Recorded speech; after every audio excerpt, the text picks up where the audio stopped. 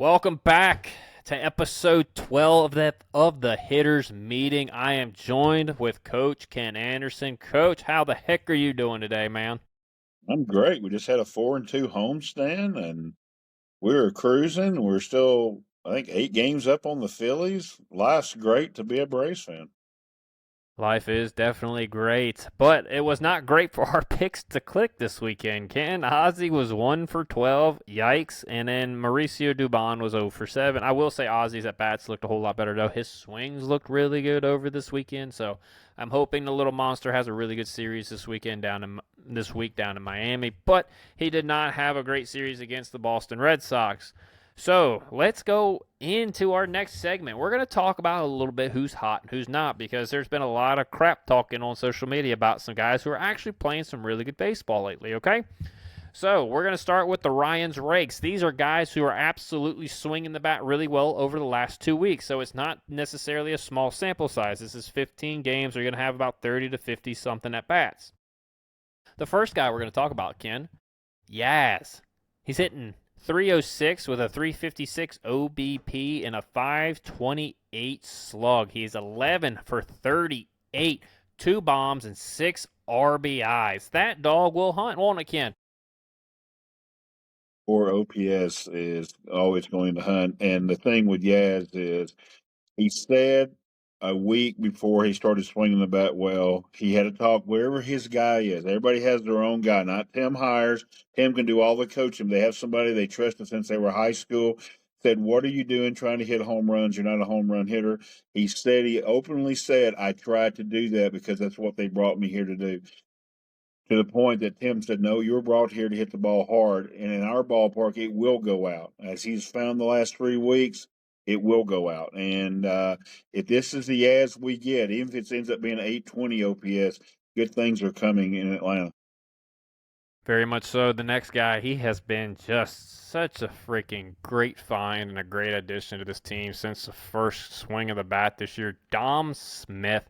He's still hot, Chad. He's slashing 333 with a 367 OBP and a 370 slug. He hasn't had the power lately, but he hasn't been playing a whole lot. He's 9 for 27 with a couple of stakes.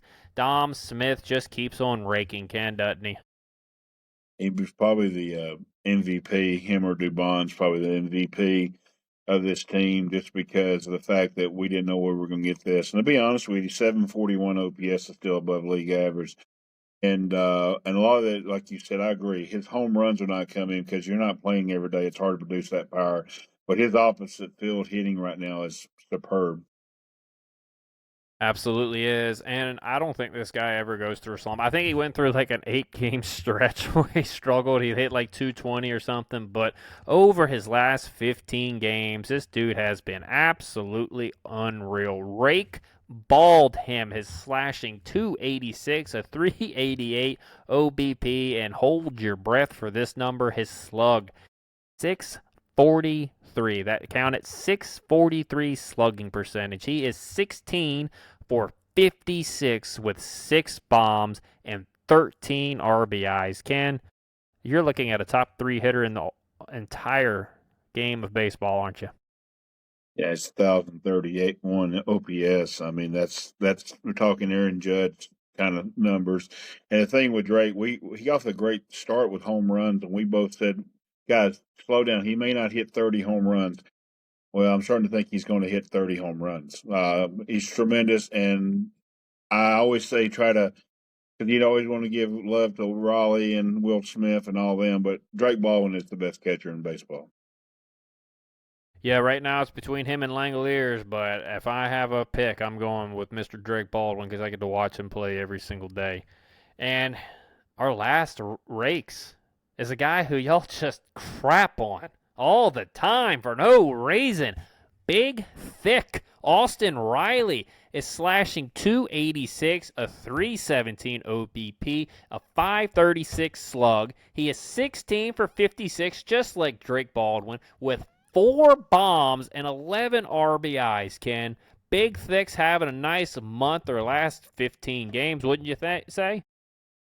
Yeah, I mean we're 10-5 in May because of Austin Riley. Part of the reason because when Austin goes, we go 853 OPS, and I still don't think he's actually maximized. I think he can be better, and I also think Austin Riley's going to hit 30 home runs by the time this year's over with.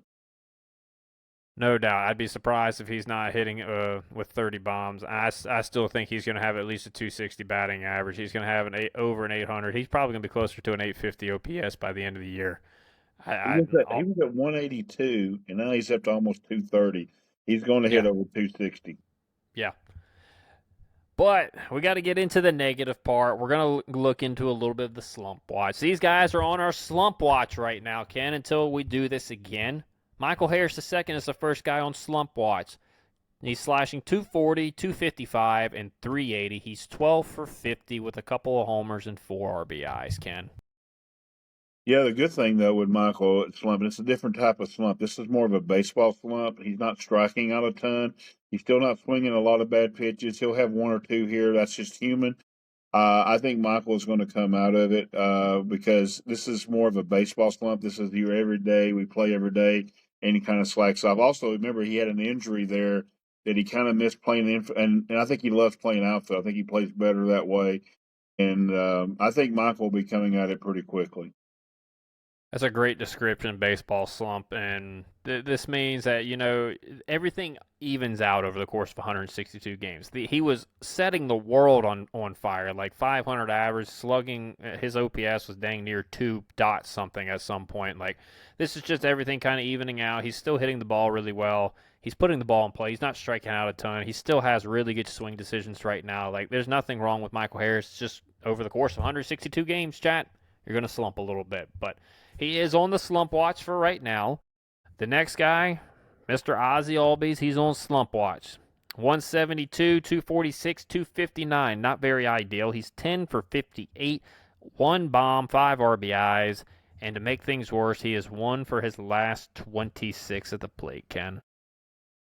We talked about him in on the recap show a couple of series ago. We asked if we were concerned about him. Ben was on that show with us, and we're not really. This is a regression with him. The one thing that we can pick up, it's not health related. He's playing really great defense. So this is just more Ozzy being out of a funk.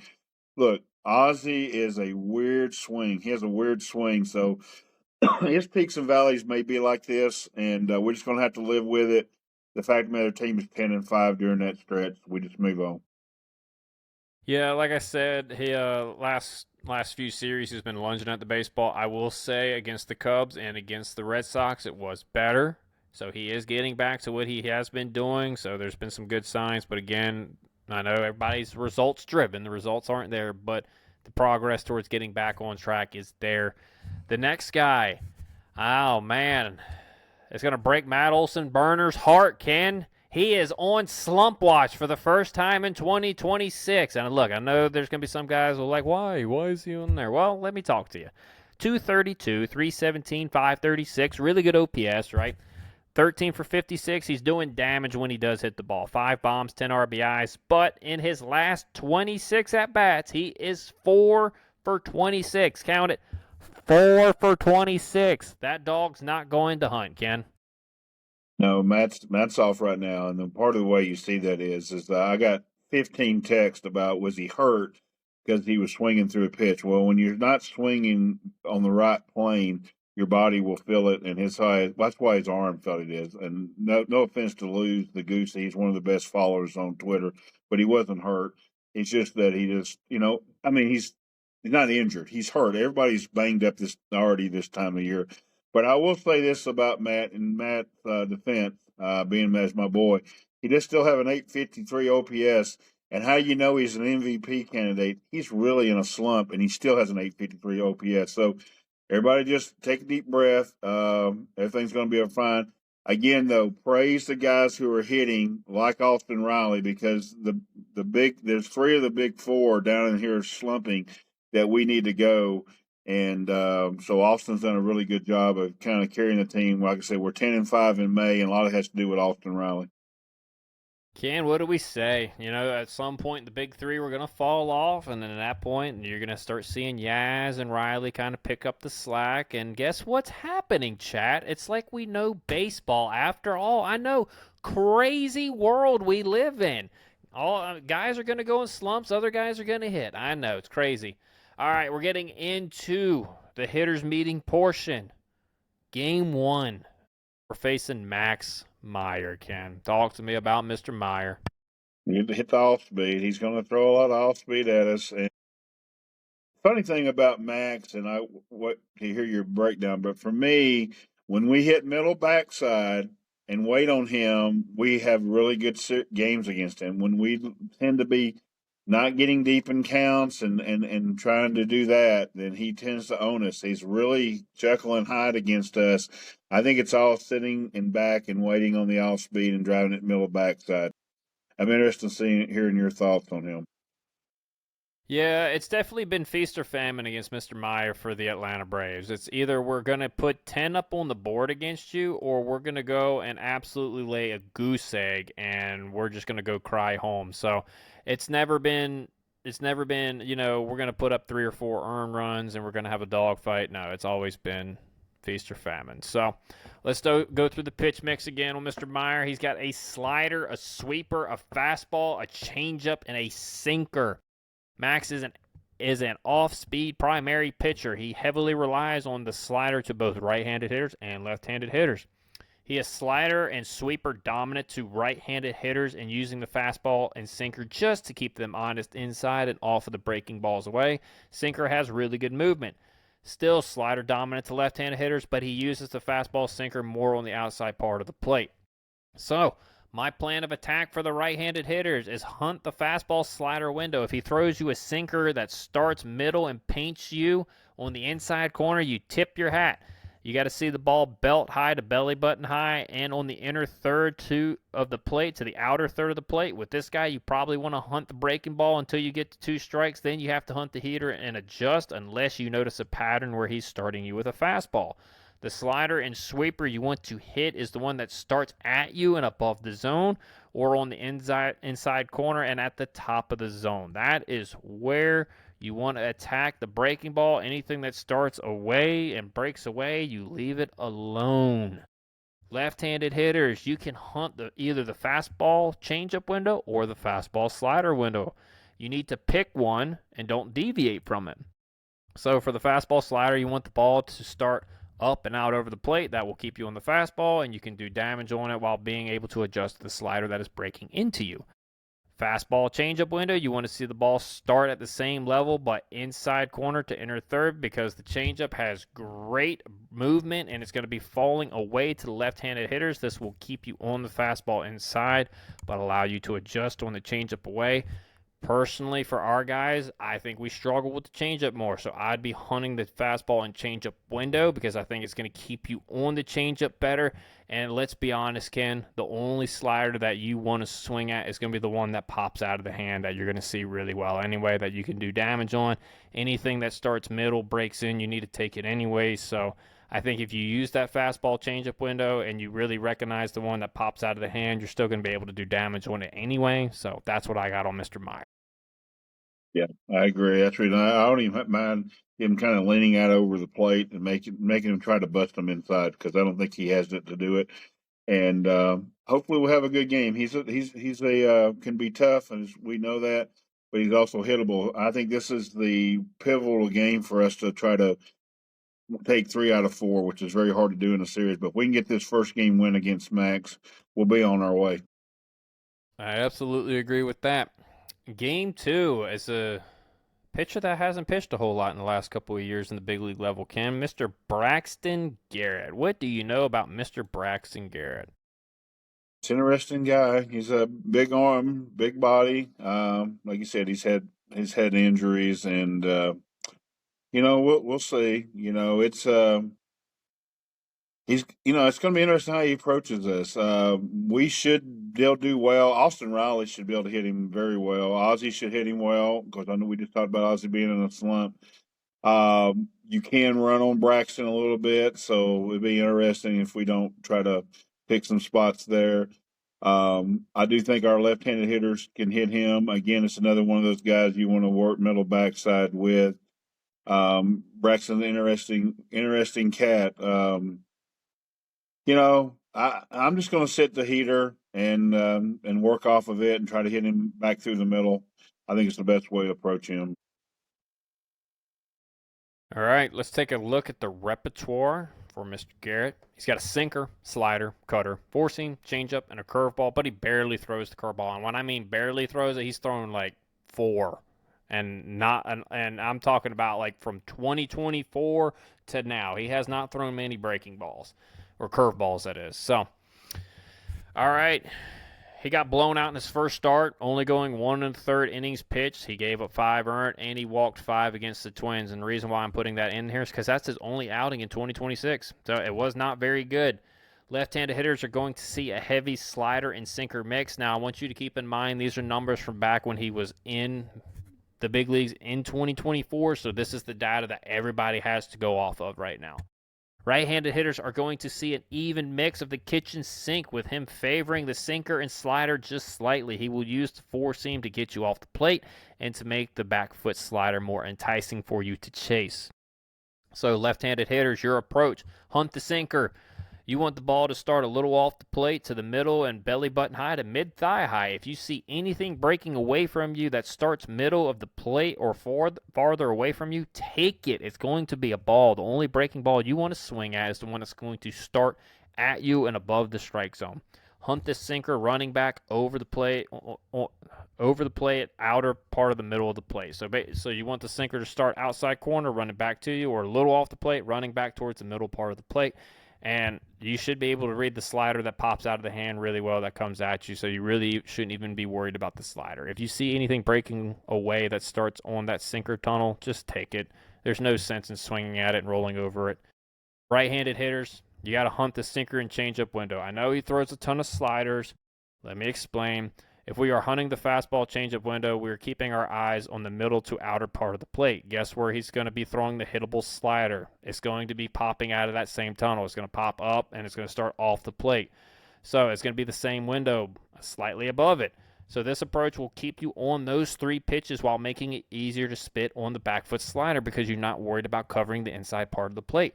Four seams that are painted on the inside corner, you tip your hat. We are going to stay hunting the fastball, changeup, and hanging slider out over the plate. You want the ball to start middle to outer third, belly button high to high thigh.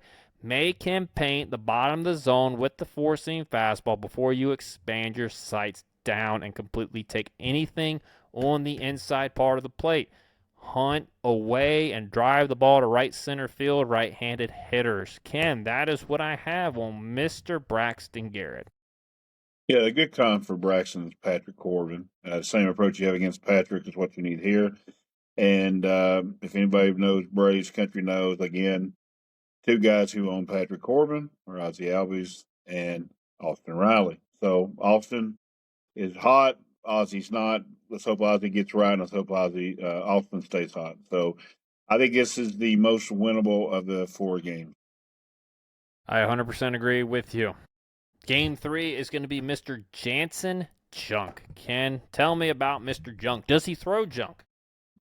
He can, but he's going to throw hard. He's going to throw a fastball. You got to sit on the heater. He's got a good arm, and I like this guy. I don't know what his stats are right now. I know he had a couple of outings. So I think his ERA's got a little spiked up a little bit. I know you got the numbers, but I'm assuming it's probably still respectable. But yeah, I'm going to sit fastball and adjust accordingly. I'm actually going to try to get the ball coming into me against him a little bit. So it's interesting to see how you approach him. But he's a guy that I think that we can also hit a little bit in this series if we are sitting on his fastball. He actually had a really good start against the Dodgers. This is it right here. He went 6 innings, gave up no runs, struck out 4. So he's got some stuff that he can get you out with, and it's not just against a peewee offense. I mean, the Dodgers got some dudes over there, let's be honest. So with that being said, let's take a look at his pitch mix. He has a four-seamer, a slider, a sinker, a changeup, a sweeper, and a curveball. He throws the kitchen sink at you. Left-handed hitters are going to see a heavy dose of the four-seam and changeup with a sprinkle of the slider and curveball in there. Right-handed hitters are going to see about 70% slider and sweeper and a touch of the four-seam fastball. So lefties, your approach is going to be hunt the fastball changeup window. You want the ball to start belt high to high thigh and on the inside corner to middle of the plate. This will keep you on those pitches in the zone, and any spin starting in that window, take it because it's going to be a ball out of the zone because it's running in on you. The spin that you want to swing at, again, is going to be the one that pops up out of the hand, the hanging slider, if you will. Right-handed hitters, you're going to hunt the fastball breaking ball window. You want the ball to start right around the belt high to high thigh from the inner third to the outer third of the plate. You really only want to see, the only spin that you want to swing at is the hanger that pops out of the hand. So anything that's really starting outside part of the plate, breaking away, take it. I would even say middle part of the plate because his stuff breaks pretty good. I wouldn't swing at it, so you really want to hunt that inside part of the plate. I understand it, though, that you got to expand a little bit to the outside corner just in case he throws a fastball, because he does throw the fastball to both sides of the plate, so you want to be on that. That's why you expand your zone a little bit so you can cover that. But anything that you read spin that doesn't start inside, you take it automatically. Ken, that's what I got on Mr. Junk. Yeah, this is what I'm talking about, getting the ball inside. I think of a right-handed hitter, if I got the ball coming toward my body, then that's the pitch I want to swing at. Everything going away, I want to let it go. As a left-hander, you're going to get more fastballs. The interesting thing about that Dodger start, this is not to kill Jansen, but it was when their left-handed hitters were going through a bad stretch, and Ohtani and Freeman and Muncy and all of them were going through a bad stretch. With that said, our left-handed hitters, Michael and Ozzie, as Ryan had just pointed out, going through a bad stretch. But at least Drake and Olson's going through a bad stretch. But at least Drake's hitting. So this is a good pitcher to get right on. This is definitely a game that we can. If this could be a game we could get right on and get going for our left-handed hitters, because like I said, he's going to throw the fastball and it's going to come in and hopefully we'll hit it. Ohtani had a very rough night against him.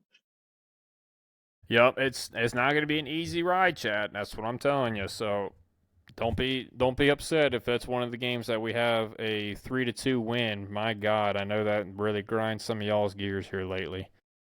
All right, game 4.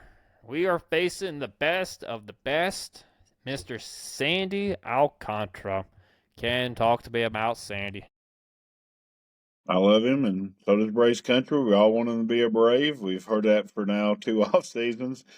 Sandy throws hard, and when he's on, him and Zach Wheeler have, to me, the toughest stuff for Braves hitters to hit in the National League East because it's all hard here, and then he can hit you with a devastating off speed going straight down. And so you got to hunt the fastball, stay on the fastball, and the good thing is that, I mean, you're going to break it down, sure, for him. There's a point that you got to let the fastball, if he can dot that top of the zone, you got to give it to him because he wants you to keep elevating, not to get off the mark because it's a Brave show, but I did get to watch a little bit of highlights of my boy Zach Wheeler today against the Pirates, and he just kept going higher and higher on the young Pirate hitters. And that's something we can't do. We can't let Sandy keep going up here. I know last year and a couple years ago, that Ozzie had a strikeout game, a couple of strikeouts where every pitch was above his head. So we can't let him keep elevating on us. We got to get the ball down in the zone and hit his fastball because you will not hit his fastball up above the strike zone like that. No, it's just got too much ride through the zone, right? He's good. He's going to be a tough ride. So with that being said, let's go ahead and get on into the pitch mix of Mr. Sandy Alcantara. He has a four-seam, a sinker, a slider, a sweeper, and a changeup, and a cutter. He has a lot of pitches. He's got a lot of weapons. The odd thing is with Sandy is both lefties and righties are going to see the same mix of pitches, with the sinker usage being increased to right-handed hitters a little bit and the changeup usage being increased to left-handed hitters a little bit. So, lefties, your approach is going to be hunt the sinker and changeup. You want the ball to start a little off of the plate into the middle part of the plate, starting belly button high to high thigh. Make him paint the bottom of the zone with his four seam and sinker before you offer anything starting lower. The only spin that you want to swing at is the slider that pops out of the hand. I know I say it a lot, but there's no reason to swing at anything else early in the count. You just want to get something that you can drive. The hanging slider is going to be the only thing spin-wise that you're going to be able to drive.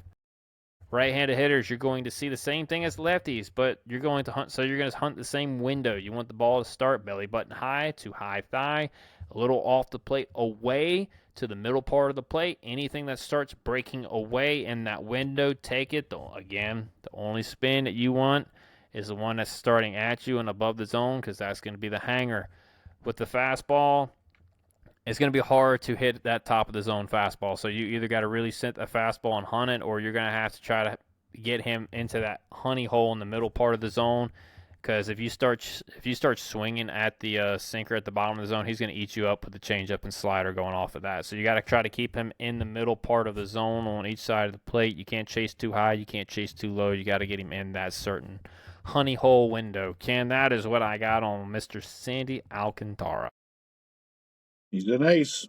I mean, just like Jake DeGrom or Max Scherzer in their prime, they're not different. They don't care what the batter side's pitching. They're going to give your stuff. They don't think you can hit it. And so we got to be on our game. And the best thing we can have happen Thursday is for Spencer Strider to match him pitch for pitch. That's going to be a good pitching matchup, huh? That's going to be a really good one. All right. We're moving on to the bullpen. And it's going to be the same two guys because they're their best two relievers. So we're going to start with Mr. Andrew Nardi. Ken, what you got on him? We called it last time. He's going to come against that whole section of our lineup: Baldwin, Albies, Olson, Harris in there. He's a tough lefty.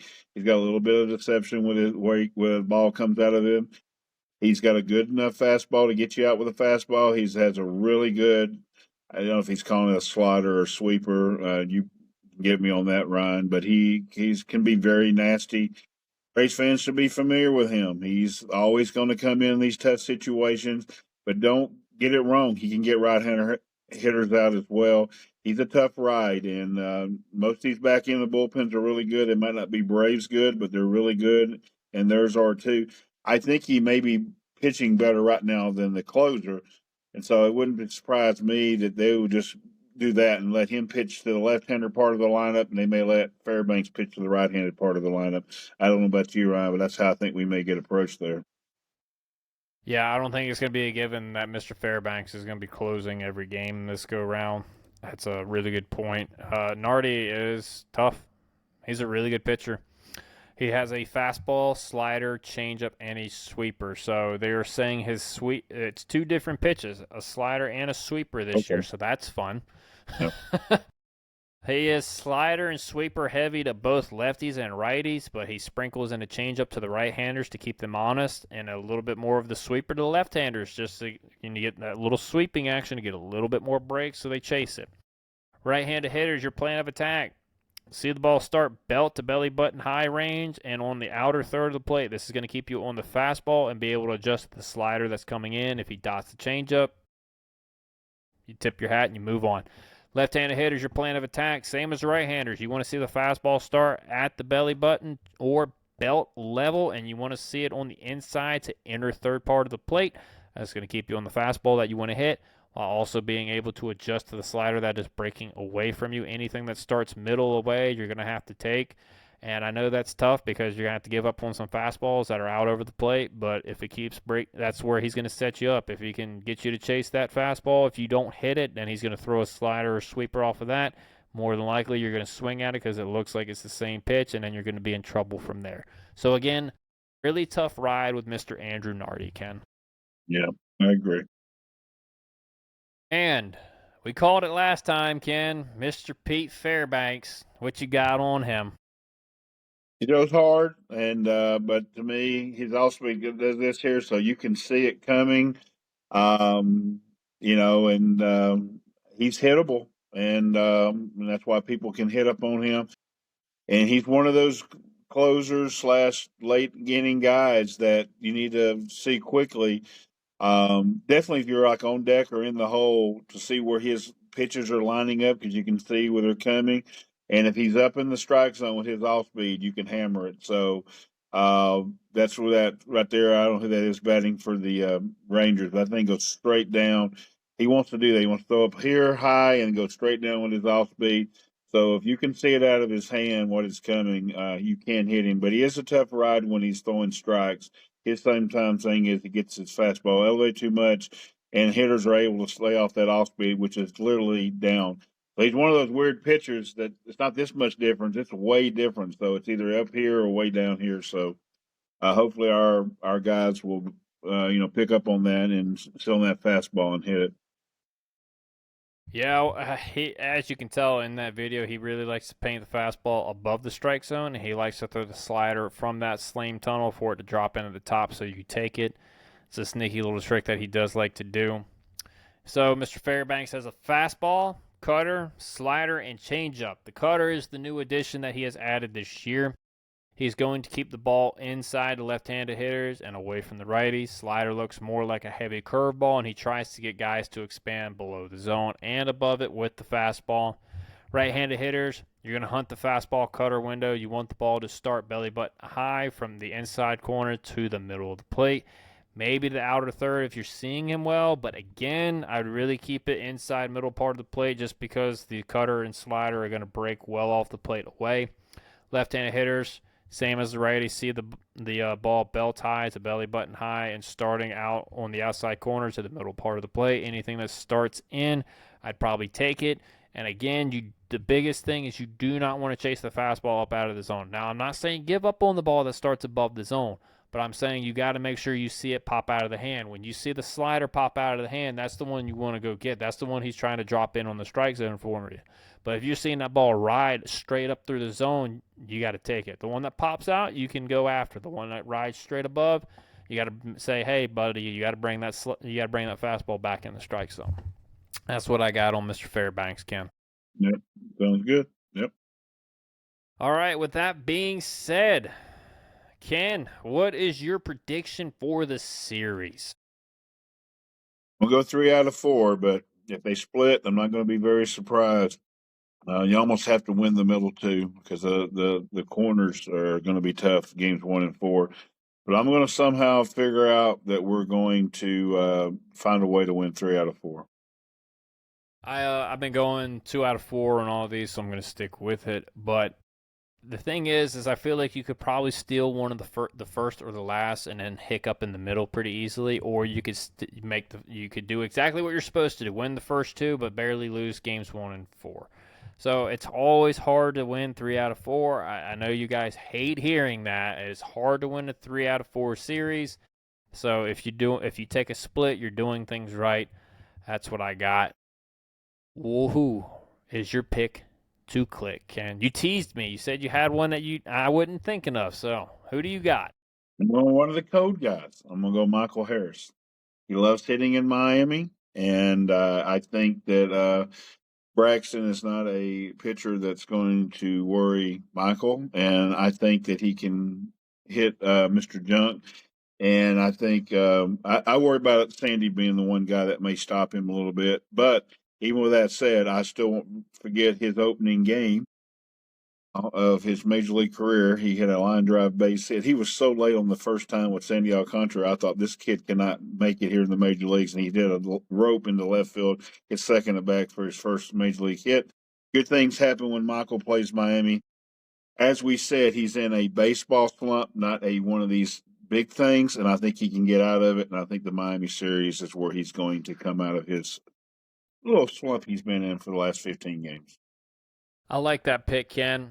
I'm going with a guy who's been a little bit hotter than Michael lately. I'm going to give the Yaz some love. I think Yaz is going to have a good series in Miami. He's going to see 3 right-handed pitchers this series, so I think he's going to be a big key for us. If we're going to steal games 1 or game 4, he's going to play a big part in that. So I'm going to go Mike Yastrzemski as my pick to click.